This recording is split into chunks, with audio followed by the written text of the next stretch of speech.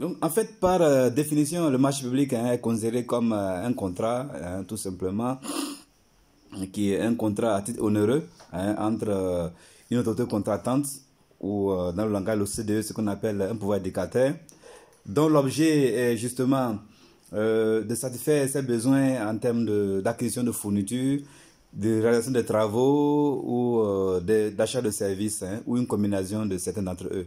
Ça veut dire quoi tout simplement? Ça veut dire que trois principaux critères se dégagent d'un marché public. En premier temps, vous avez le critère matériel, qui veut dire tout simplement l'objet du contrat, soit, comme on l'a dit tantôt, l'achat de fournitures ou la réalisation des travaux ou ensuite des services. C'est-à-dire que, en outre, une combinaison de deux ou trois parmi eux. Donc, il arrive qu'il y a des contrats qu'on appelle les contrats mixtes. C'est-à-dire qu'un contrat qui combine aussi bien des travaux, des services ou des biens. Alors, de ce point de vue, on peut considérer qu'un marché public, bon, le troisième critère, c'est le critère, le deuxième plutôt, c'est le critère organique. Donc, le critère organique, ce sont les parties au contrat. Vous avez d'un côté, vous avez l'autorité contractante, ou généralement, ce qu'on appelle dans le langage OCDE, le pouvoir éducateur. Et de l'autre, vous avez le co-contractant qui peut être soit une personne physique, de droit public ou privé, ou une personne morale. Ça, vous voyez. Et ensuite, vous avez le troisième critère, qui est le critère onéreux. Donc, le marché public est essentiellement conclu à titre onéreux. Et là, je pèse les mots. Essentiellement. Parce que, c'est vrai, par principe, le marché est conclu à titre onéreux. Mais il arrive des cas particuliers dans lesquels le caractère onéreux n'est pas ostensible. Le caractère onéreux est dissimulé. Est-ce que vous voyez? Voilà. Donc, par opposition au marché public, il y a les subventions. Donc, à l'antipode du marché public, il y a les subventions. C'est-à-dire qu'un des éléments clés qui distingue vraiment un marché public, c'est le caractère onéreux. C'est-à-dire qu'il doit avoir nécessairement un prix. Est-ce que vous voyez? Qui peut être livré sous forme de prix unitaire ou de prix forfaitaire ou une combinaison. On le verra dans les sections suivantes. Alors aujourd'hui, les paradigmes ont évolué en termes de doctrine. Vous voyez, traditionnellement, effectivement, le marché public était considéré comme un contrat. Mais pour éviter la confusion, aujourd'hui, on parle beaucoup plus de commande publique ou d'achat, qui est un concept beaucoup plus global. Parce que le marché public est rattaché au contrat. Ça, en réalité, la confusion naît du fait que aujourd'hui, quand on parle de marché public, les gens voient le marché public là, on l'assimile à l'appel d'offres. Vous voyez, ce n'est pas la même chose. Hein. Un appel d'offres, c'est une méthode de passation des marchés. C'est une méthode qui permet de conclure un contrat, par exemple. Vous voyez. Alors que le marché public lui-même, là, c'est le contrat déjà qui a un caractère synalagmatique et qui élit les deux entités susvisées. Mais il faudra non plus pas oublier la nuance entre le marché public et le bon de commande. En réalité, le bon de commande et le marché public là, produisent les mêmes effets juridiques. Vous voyez. Seulement, le bon de commande est généralement utilisé pour les achats de petites valeurs. Je donne l'exemple d'un tube d'encre qu'on veut acheter qui coûte 50 000 francs. On n'a pas besoin de faire un contrat de 20 pages avec des clauses assez contraignantes. Donc, le bon de commande, c'est pour les montants de faible valeur, donc qui permet rapidement de s'approvisionner. Sinon, sur le plan juridique, ça lie les deux parties. Mais généralement, c'est un formulaire, hein, c'est généralement un formulaire d'une page ou deux, dans lequel vraiment on mentionne les éléments fondamentaux du contrat, c'est-à-dire les acteurs, le commanditaire, le destinataire, l'objet, le montant, si c'est en TTC ou en hors taxe, la monnaie, le délai de livraison, ainsi de suite. Donc vraiment les informations basiques sur l'achat. Alors que dans le contrat, c'est beaucoup plus complexe. Il y a beaucoup plus de clauses spécifiques qui interviennent, ainsi par exemple les coûts de litige et tout ça. Donc on estime que sur la base de l'analyse préliminaire du risque, un bon de commande, c'est pour un marché de très faible valeur où le risque est assez maîtrisé. Voilà. Donc, après avoir vu cette définition, il faut maintenant aborder un peu ce qu'on appelle la typologie des marchés. Il faut voir en termes de nomenclature, en termes d'ossature, quels sont les différents types de marchés publics. Donc, généralement, la doctrine classe les marchés publics en 3 grandes familles, ou 4. On va voir tout à l'heure la nuance. Alors, la première grande famille, c'est ce qu'on appelle le marché de fourniture. Donc, dans le marché de fourniture, nous avons tout ce qui est équipement, tout ce qui est bien mobilier, corporel ou incorporel. Dans le marché de fourniture, il ne faut pas oublier les objets liquides et gazeux. Un marché de gaz, par exemple, c'est un marché de fourniture. Un marché de pétrole, c'est un marché de fourniture. Mais au-delà, il y a aussi les effets de commerce, les brevets, les billets à ordre, vous avez écrit les logiciels. Est-ce que vous voyez? Hein? Donc c'est très important vraiment de connaître. C'est une gamme vraiment de produits. Et puis qu'on appelle même le crédit bail. Le crédit bail. Est-ce que vous voyez? Donc ça, ce sont des marchés de fourniture. En deuxième catégorie, nous avons les marchés de travaux. Les marchés de travaux, tout ce qui est construction, tout ce qui est BTP, tout ce qui est aménagement, tout ce qui est démolition. Est-ce que vous voyez? Donc, et en troisième lieu, nous avons les marchés de services. À l'intérieur des marchés de services, on peut les catégoriser en deux sous-familles. D'un côté, on a ce qu'on appelle les services non consultants. Les services non consultants, ou d'autres les appellent encore les services courants. Un service courant, c'est tout simplement une prestation dont l'objet porte sur un bien corporel généralement, qui peut être aussi une personne physique. Par exemple, la maintenance. Maintenir un ordinateur, ça exige des compétences éminemment intellectuelles, mais qui doivent s'appliquer sur un objet corporel. L'ordinateur, par exemple. Vous avez aussi les services de nettoyage, d'entretien, de sécurité. Est-ce que vous voyez? Donc, ce sont des marchés de services courants ou de services non consultants. Et de l'autre côté, on a maintenant les prestations intellectuelles ou les services consultants. Donc, les prestations intellectuelles sont des marchés, des prestations dont la composante dominante ne peut pas être quantifiée. Quand je prends un marché d'audit, un audit IAS ou IFRS, donc ça c'est des normes, est-ce que vous voyez? Donc c'est une composante éminemment intellectuelle. Un service consultant, c'est une prestation éminemment intellectuelle dont la composante essentielle ne peut pas être quantifiée ni évaluée. Donc voici un peu en termes de nomenclature, en termes d'ossature, en termes de famille, un peu les différents types de marchés publics. Ceci dit, nous allons voir également les principes généraux, c'est-à-dire les principes fondamentaux des marchés publics, hein, si vous voyez. Alors, traditionnellement, je rappelle que ces principes également ont évolué aujourd'hui, hein, parce que pendant longtemps, c'était trois principaux principes qui étaient retenus. Dans un premier temps, il y a ce qu'on appelle le principe de libre accès à la commande publique. Ça veut dire quoi tout simplement? Le libre accès à la commande publique veut dire tout simplement, c'est cette latitude, cette faculté qui est donnée à toute entité physique ou morale de participer à un appel à concurrence. Ça veut dire quoi? Ça veut dire que dans le principe du droit commercial international, normalement, tout individu, ça c'est les conventions internationales, ou toute personne morale, normalement, qui est juridiquement constituée et qui remplit les critères, devait être éligible pour participer à tout appel à concurrence. Mais ce principe a des limites. Et vous êtes d'accord avec moi que quand on prend les sociétés qui financent le terrorisme, qui financent le blanchiment de capitaux, il y a des conventions internationales qui sanctionnent ce genre de pratiques. Donc, pour donner l'exemple, on ne peut pas permettre, nonobstant le fait que, bon, par principe, on ne peut pas dire au nom de libre accès à la commande publique, permettre à des entreprises qui détruisent l'environnement, à des entreprises qui financent le terrorisme, à des entreprises qui font le blanchiment de capitaux, ou des entreprises qui financent le trafic des enfants, de venir participer à des appels à concurrence. Donc, c'est ce qu'on appelle les exclusions légales. Donc, ces entreprises ou ces soumissionnaires-là, personnes physiques ou morales, et même la Charte des Nations Unies, le chapitre 7, l'article 39, lié à la question d'embargo, disent clairement qu'ils sanctionnent ces genres d'entreprises-là. Donc, en vertu de ces sanctions-là, donc ces entreprises ne peuvent pas participer à des appels à concurrence. Il y a aussi d'autres les éligibilités. Quand on prend le groupe La Banque africaine de développement, hein, la Banque africaine de développement est principalement constituée de trois entités. Vous avez la Banque africaine de développement qui est l'entité mère, et vous avez le Fonds africain de développement, et puis le Fonds spécial du Nigeria.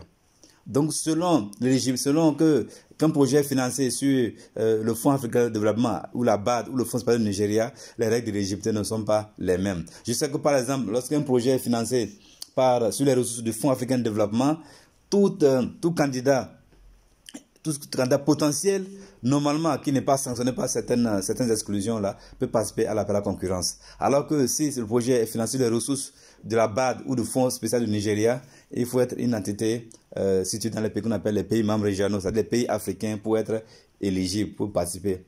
En plus de ça, ou alors il faut remplir certaines conditions liées au capital, il faut aller 51%, vous détenez 51% de capital de ce missionnaire. Donc il y a beaucoup d'autres conditions spécifiques qui sont disponibles sur le site internet de la Banque africaine de développement. Le deuxième principe, c'est le traitement équitable des candidats. Là, c'est un principe exposé, c'est-à-dire que là, l'appel à concurrence est déjà lancé. C'est-à-dire que vous avez lancé par exemple un appel d'offres, est-ce que vous voyez, et les candidats s'apprêtent à soumissionner. C'est interdit pendant ce temps de traiter les candidats de façon discriminée. C'est-à-dire qu'il faut faire en sorte, s'il y a des informations apportées à l'intention des soumissionnaires, il faut faire en sorte que ces informations-là porter à la connaissance de tous les candidats intéressés, ce qu'on appelle les candidats potentiels. De façon précise, ça veut dire quoi? Par exemple, en la matière, lorsqu'un appel d'offres est publié sur un site ou bien, vous voyez, et qu'un candidat ou un soumissionnaire pose des questions et qu'on doit répondre aux questions, on ne doit pas répondre directement au candidat là. On compile les questions, les réponses et on publie sur le site, à travers lequel le dossier de base avait été publié, de manière à permettre à tous les autres candidats qui sont intéressés de connaître la question et de savoir les réponses apportées. Donc vraiment, ce sont des règles basiques de compétition saine. Le troisième principe, c'est un package de principes. C'est tout ce qui touche à la déontologie, à l'éthique, c'est-à-dire que tout ce qui concerne valeurs d'équité, de transparence, vous voyez, d'efficience et d'efficacité, tout ça. Vous voyez, donc tout ce qui touche aux questions de conflit d'intérêts, les règles coercitives, le délai d'initié, la corruption, ainsi de suite. Donc c'est toutes les règles qui touchent un peu à la déontologie dans les marchés publics. Et aujourd'hui, même dans les codes des marchés publics dans nos États, vous voyez, ces genres de comportements sont sanctionnés. C'est-à-dire que les acteurs qui se mêlent à des actes de corruption, que ce soit bien les acteurs de la partie de marché ou les fournisseurs ou les soumissionnaires, là, il y a les lois qui prévoient des sanctions, même qui peuvent aller aux sanctions pénales. Vous voyez, non seulement à l'exclusion ou aux sanctions pénales. Vous voyez. Donc c'est très important en tant qu'acteur vraiment, en tant qu'apprenant, en tant qu'auditeur vraiment des procédures de passation de marché, de connaître un peu ces principes fondamentaux. Mais aujourd'hui, je n'ai pas le temps d'approfondir. Les paradigmes ont évolué aujourd'hui. Aujourd'hui, quand vous prenez la BAD, depuis leur nouvelle procédure du 14 octobre 2015, les procédures ont évolué.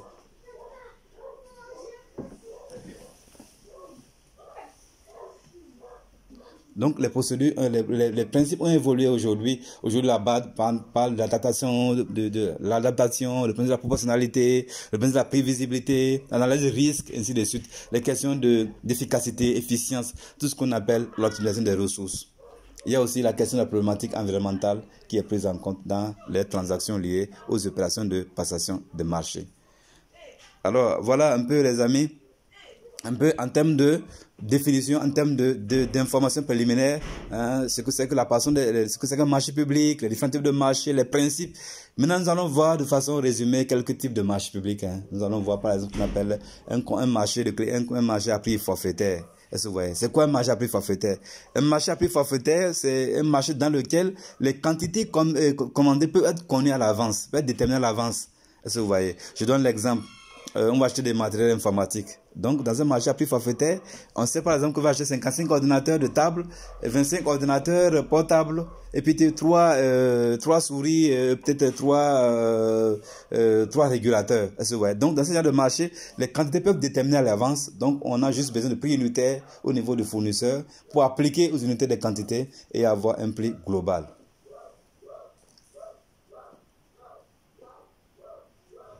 Qui fait ça? Pas opposition au marché à prix unitaire dans lequel les quantités ne peuvent pas être déterminées à l'avance. Donc dans le marché à prix unitaire, les quantités ne peuvent pas être déterminées à l'avance simplement parce que c'est impossible, parce que compte tenu des aléas, compte tenu des éléments d'externalité qui pèsent sur cette prestation-là, on ne peut pas déterminer à l'avance. Je donne l'exemple tout simplement des courriers. Je donne l'exemple d'une grande institution qui est par exemple la CEDEAO, qui est basée dans un pays et qui intervient dans 15 pays. On ne peut pas savoir en début d'année combien de courriers seront expédiés vers l'un ou l'autre des pays. Donc, on peut par exemple lancer un appel d'offres dans lequel on dit, bon écoutez, on va contractualiser avec un prestataire. Aussi, chaque fois qu'on va expédier un courrier vers le Ghana, vers le Libéria, vers le Bénin, vers le Togo, si le poids varie vous proposez des prix pour un poids qui varie entre 0,5 et 1 gramme, voici, vous proposez un prix. Entre 1 gramme et 1,5, voici le prix. Donc, il y a une échelle de prix unitaire qui est proposée, cette échelle-là, et on connaît que les prix unitaires. Et maintenant, au fur et à mesure que les quantités réelles sont connues, là, on applique pour avoir. Donc, au début, à l'avance, on ne peut pas déterminer le prix et le montant forfaitaire. Donc, par opposition au marché à prix forfaitaire, c'est que les quantités ne peuvent pas être déterminées. Alors que dans le marché à prix forfaitaire, les quantités peuvent être déterminées à l'avance. Ensuite, il y a aussi des marchés qu'on appelle les marchés à commande. Ça, c'est très important de connaître les marchés à commande. Donc, les marchés à commande, c'est un peu marché à prix unitaire. C'est à peu près le même cheminement. Dans les marchés à commande, exactement, c'est des marchés dans lesquels, effectivement, soit les quantités ne peuvent pas être déterminées à l'avance, ou bien c'est des fournitures généralement pour lesquels il faut un stockage, il faut des conditions spécifiques pour stocker, ou bien c'est des fournitures qui ont une durée de vie qui se périment, mais c'est des qui ont une durée de vie limitée, est-ce que vous voyez, limité de telle manière que bon, il faut des conditions spécifiques pour pouvoir les stocker. Et généralement, le commanditaire n'a pas l'infrastructure qu'il faut, n'a pas le plateau technique qu'il faut pour pouvoir les conserver. Donc, il signe un contrat à bon de commande. Généralement, c'est d'un an la durée. Il va d'un an. Et c'est ce prestataire, justement, qui a la responsabilité vraiment de prendre en charge les livraisons successives. Donc, la caractéristique du marché à commande, c'est que c'est se caractérise par des livraisons successives. Par exemple, les vaccins, les ARV, les moustiquaires, est-ce que vous voyez? Donc, une des particularités de ce contrat, c'est que dans ce contrat, le contractant, le fournisseur s'engage pour le maximum, mais le commanditaire s'engage pour le minimum. Dans ce genre de marché, il y a les quantités minimales qu'on communique et les quantités minimales et les quantités maximales. Et il y a un prix unitaire minimal pour les quantités minimales et un prix unitaire minimal pour maximal pour les quantités maximales. Et ça se matérialise par des bons de commande. Généralement, ce sont des contrats conclus pour une durée d'un an et qui peuvent être renouvelés. Et leur renouvellement est souvent tributaire de l'avis préalable de la direction des marchés publics. Donc, voici un peu ce qu'on appelle le marché à commande. Il ne faut pas confondre le marché à commande avec les accords cadres. Les deux notions sont voisines. C'est-à-dire les accords cadres, ce sont effectivement la différence entre le bon de commande et l'accord cadre, c'est que l'accord cadre n'engage personne. Est-ce que vous voyez? L'accord cadre n'engage aucune des parties. C'est-à-dire que c'est une convention qui est signée entre une autorité contractante, généralement avec plusieurs fournisseurs, pour des fournitures qui sont récurrentes. Est-ce que vous voyez? Donc, on signe un contrat avec plusieurs fournisseurs, mais c'est une convention qui n'engage aucune des parties, de telle manière que lorsqu'un besoin spécifique se produit dans les fournitures pour lesquelles la convention a été signée, donc on consulte vraiment ces fournisseurs-là qui sont sur une liste établie, et selon les prix minimums et les quantités minimales qui ont été établies là, ils proposent des offres et puis on établit un bon de commande. Généralement, l'accord cadre se fait en 2 temps, alors que le bon de commande, le marché à commande, c'est en un seul temps. Donc, voici un peu la nuance entre le marché à commande et les accords cadres. Il y a un autre type de contrat qu'on appelle le contrat fractionné. Il ne faut pas confondre le contrat fractionné ou bien le marché fractionné au fractionnement. Le fractionnement, par principe, c'est une technique qui consiste à saucissonner le montant d'une acquisition dans l'intention d'éviter des procédures concurrentielles. Donc, le fractionnement, c'est interdit, c'est prohibé par toutes les lois sur la passation des marchés.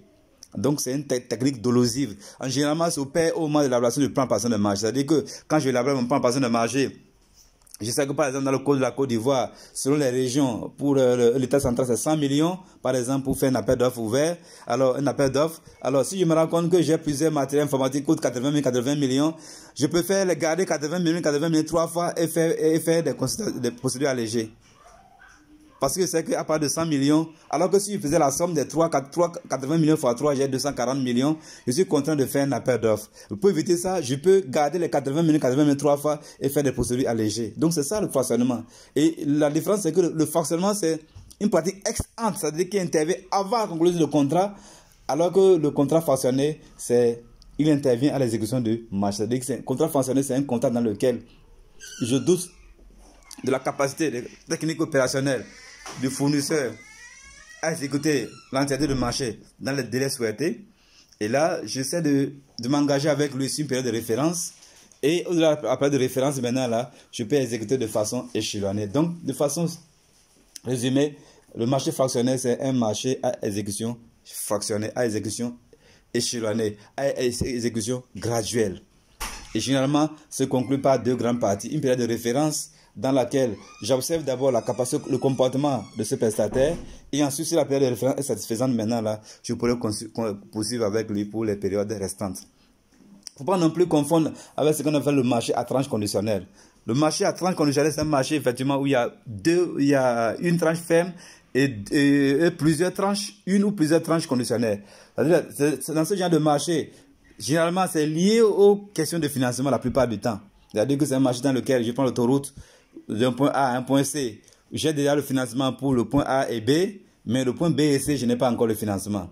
Donc, je sais que la tranche A et B, c'est la tranche ferme, alors que la tranche B et C, c'est la tranche conditionnelle. Je n'ai pas encore les ressources. Est-ce que vous voyez? Donc, il peut y avoir plusieurs tranches conditionnelles. Et c'est pour ça, justement, dans ce genre de contrat, on prévoit ce qu'on appelle les indemnités de dédit. C'est-à-dire que vraiment une indemnité pour permettre, au cas où les périodes optionnelles, les périodes conditionnelles là, ont mis du temps pour pouvoir dédommager le fournisseur ou l'entrepreneur qui peut-être dans la foulée a déjà s'est approvisionné en matériaux et qu'en temps les matériaux sont devenus incommodes, ainsi de suite, ou bien en temps le dollar a fluctué, ainsi de suite, ainsi de suite. Donc pour pallier certains éléments d'instabilité. Donc voici un peu cette première section-là, la première partie de cette section-là, à savoir la définition du marché public. Ce qu'il faut retenir, c'est qu'un marché public, c'est un contrat qui est contractuel onéreux, dont l'objet porte sur l'acquisition des fournitures, des travaux, des services, une combinaison, et que cette acquisition-là lie d'un côté une autorité contractante et de l'autre un pouvoir adjudicateur. Donc ensuite, il faut retenir également, il y a 3 grandes familles de marchés. Il y a les marchés de fourniture, les marchés de travaux et les marchés de services. Donc je rappelle que les marchés de services, on peut les scinder en 2. D'un côté, les services non consultants et de l'autre, les prestations intellectuelles. Et nous avons vu également les principes fondamentaux de la passation des marchés, tout en sachant que ces principes ont évolué aujourd'hui et évoluent en perpétuel, évoluent perpétuellement. Donc, on a vu aussi quelques types de contrats, à savoir le marché à prix unitaire, le marché à prix forfaitaire, le marché, le fractionnement, le marché fractionné, et puis les accords cadres, et puis le marché à tranche conditionnelle. Donc, voici pour cette première vidéo, chers amis. Je vous souhaite de l'écouter. N'hésitez pas à poser des questions. Je vous enverrai d'autres vidéos sur les autres segments de la section. Je vous souhaite bon courage et félicitations pour la suite. Merci.